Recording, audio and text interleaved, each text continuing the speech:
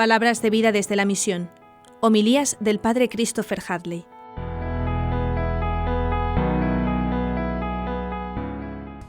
Desde que empecé a predicar homilías como sacerdote hace ya casi 40 años, una de las cosas de las que más he tratado de huir, he tratado de escapar, porque me parece absurdo, son los tópicos. Repetir lo que todo el mundo repite, decir frases hechas, repetir eslóganes y expresiones que ya están tan manoseadas, fijarnos en los pasajes evangélicos, en lo que siempre nos hemos fijado y repetir lo que siempre hemos repetido.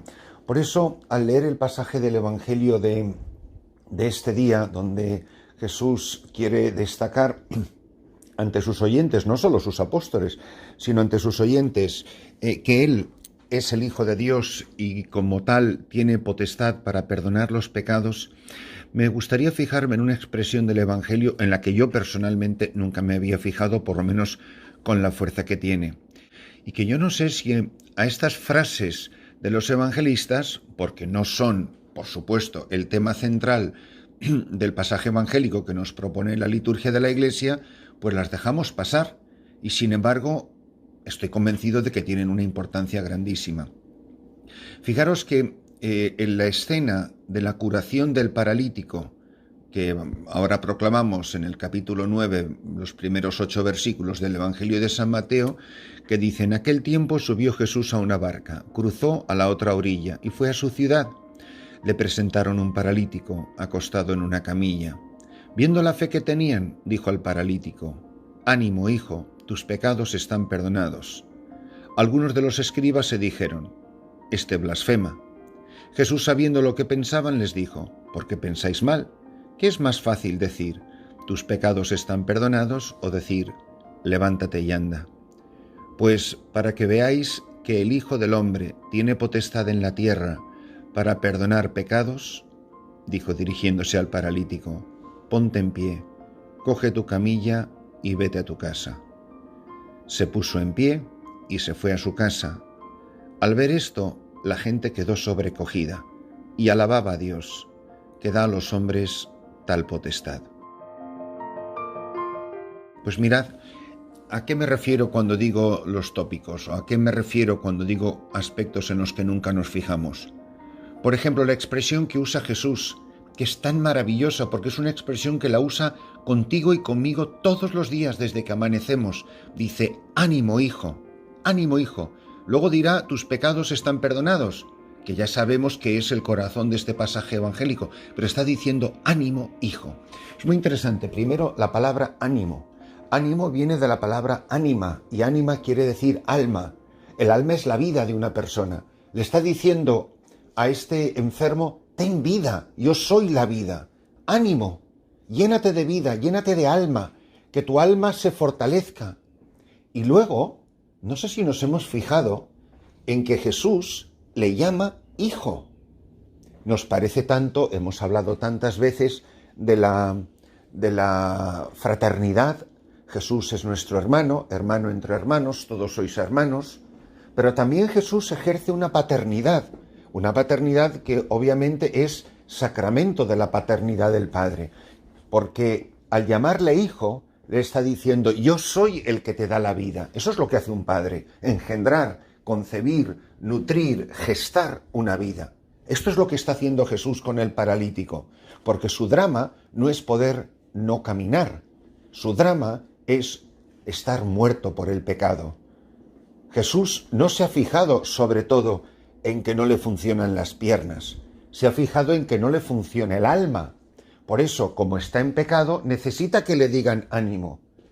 Y es una expresión que a mí me gusta mucho porque, pensando en mi propia vida, en mi propio ministerio sacerdotal, me he dado cuenta ahora, predicando este evangelio, que yo muchas veces cuando termino de confesar a una persona y le digo: puedes ir en paz, y muchas veces te dicen gracias o te dicen amén, le digo a la persona: ánimo.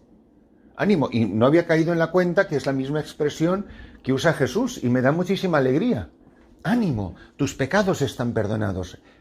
Pero hay otra expresión en la que tampoco nos fijamos y que a mí me parece que tiene un valor grandísimo, y es cuando dice, al final dice: y dijo, para que sepan que el Hijo del Hombre tiene poder en la tierra para perdonar los pecados, le dice, levántate y anda. Y luego dijo dirigiéndose al paralítico, ponte en pie, coge tu camilla y vete a tu casa. E insiste el Evangelio, se puso en pie. 3 veces, una, levántate, y 2 veces, ponte en pie. Ponte en pie, se puso en pie. Bueno, me diréis, pero bueno, si lo importante es que Jesús le ha perdonado los pecados. No, ponte en pie.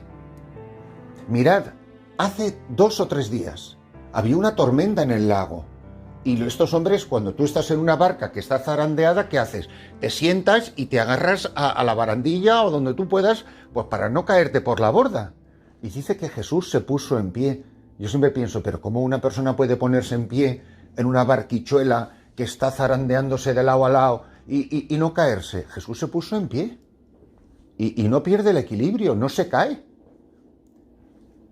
Pero hay más. María Magdalena no reconoce a Jesús porque estaba en pie.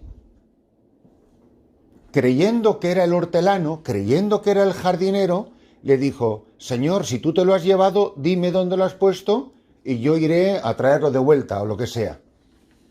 ¿Por qué no reconoce a María Magdalena a Jesús? Pues porque estaba buscando a una persona paralítica, más bien muerta, a una persona acostada, una persona tumbada. Tú ves a una persona ahí a la orilla del camino y que está tumbada, dices, es que está como muerto. El signo del estar tumbado es el signo de la muerte. Y ver a una persona de pie es ver a una persona viva. ¿Qué nos está diciendo Jesús hoy? Levántate, ponte en pie, ánimo. Pero no es eso lo que tiene que escuchar la Iglesia. No, es que con la que nos está cayendo, es que en estos tiempos de crisis, porque nosotros hemos decidido que somos analfabetos en historia de la Iglesia, hemos decidido que estamos en crisis. Perdone, la Iglesia está en crisis desde el día que nuestro Señor Jesucristo ascendió a los cielos. Porque cuanto mayor es una organización, un cuerpo, una institución, pues mayores son los problemas. Cuanta más gente, más problemas. Cuanta más gente, más grandes los problemas. Y no se ha hundido la Iglesia y no se ha hundido la barca. Por lo tanto, claro que Jesús nos está enseñando en este pasaje evangélico que Él tiene poder para perdonar los pecados y hace ese signo de curar la enfermedad física. Pero a mí me parece que hoy hay mucho más. Levántate, ponte en pie. Porque hay muchos que están paralíticos en la Iglesia. Hay muchos que están ahí tumbados, lamentándose, lamiéndose las heridas y no hacemos nada. ¿Está usted preocupado por la Iglesia? Quéjese menos y haga algo. Póngase en pie. ¡Ánimo! ¡Levántate! Coge tu camilla, que es el signo de tu parálisis, y vete a tu casa y haz algo. Por eso, yo le diría a todo el que escuche, ni una queja más, ni una protesta más. Arremánguese las mangas de la camisa, levántese, ánimo y póngase a trabajar. Que verá usted cómo cambia el mundo, verá usted cómo cambia la Iglesia y verá usted cómo nuestro Señor Jesucristo, con gente llena de entusiasmo, pone el mundo patas arriba. Y lo que hace falta hoy en día en la Iglesia es gente llena de ánimo, es decir, llena de alma, llena de vida, llena de deseos de dar lo mejor de uno mismo. Amanece un nuevo día y yo que voy a ir arrastrando las chancletas diciendo qué horror, qué tiempos estamos viviendo, lamentándonos y por supuesto pensando que nosotros somos la reserva espiritual de Occidente. O al contrario, decir, pues qué bien, pues hay muchísimo que trabajar. Pues tú imagínate que te haces cirujano y estás trabajando en cuidados intensivos y resulta que pasan 3 días y no aparece un paciente. Pues dices, ¿para qué habré estudiado yo medicina? Yo me quedo pensando, bueno, a mí me parece fatal que la gente peque. Pero qué alegría poderme sentar en un confesionario y escuchar un montón de confesiones. La gente se confiesa porque ha pecado, pero qué alegría que el Señor pueda manifestar su poder y poder decirle a la gente como sacerdote en un confesionario, ánimo, levántate, tus pecados están perdonados, llénate de vida y ponte a trabajar. Pero no todos sois sacerdotes, pero todos estáis llamados a poneros en pie. Todos estáis llamados a llenaros de ánimo. Todos estáis llamados a poner a otros en pie. Que al tercer lamento y a la tercera queja y a la tercera crítica, párate ahí. Menos queja, ponte en pie, ánimo y a correr. Y veréis cómo se pone en marcha una parroquia, cómo se pone en marcha una comunidad religiosa, cómo se pone en marcha un matrimonio, una familia, un grupo apostólico de los muchos maravillosos grupos que hay en la iglesia. Es una maravilla cuando ves eso. Cuando tú ves una persona llena de entusiasmo, dices, yo me voy con este, yo me apunto a este. La gente dice, ¿pero por qué entraron tantas monjas en la congregación de la Madre Teresa? Pero si es que era un terremoto, era un vendaval de entusiasmo, de alegría, y yo jamás la vi sentada, desmoralizada, descorazonada, tirada en una poltrona, lamentándose de qué horror, qué mal está todo.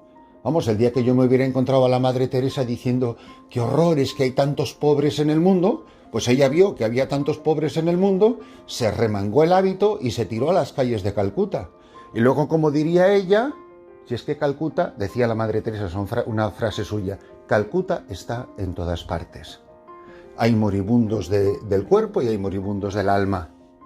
Pues yo creo que en el Evangelio de hoy se nos dan dos claves muy importantes.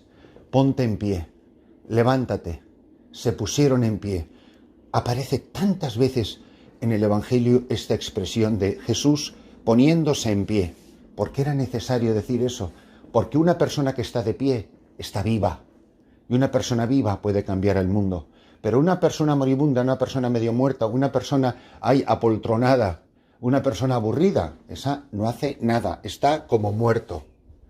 Tú entras en una iglesia que está todo el mundo... Miren, a mí me encanta la anécdota de esos carismáticos, que la habré contado como 8.000 veces, que fueron a rezar sobre un anciano obispo y le dijeron unos laicos, pues con mucha formación, pero llenos de entusiasmo apostólico y espiritual, y le dicen, señor obispo, hemos venido a rezar sobre usted, como hacen los carismáticos, imponiendo las manos, para que reciba usted al Espíritu Santo. Y le dice el obispo, ay, hijos míos, pero si yo he recibido el Espíritu Santo el día de mi bautismo, y el día de mi confirmación, y el día de mi ordenación, patatín y patatán. No, los carismáticos se quedaron así como un poco confundidos, hasta que uno se atreve y le dice, pues señor obispo, si ha recibido usted el Espíritu Santo, permítanos rezar sobre usted para que se note.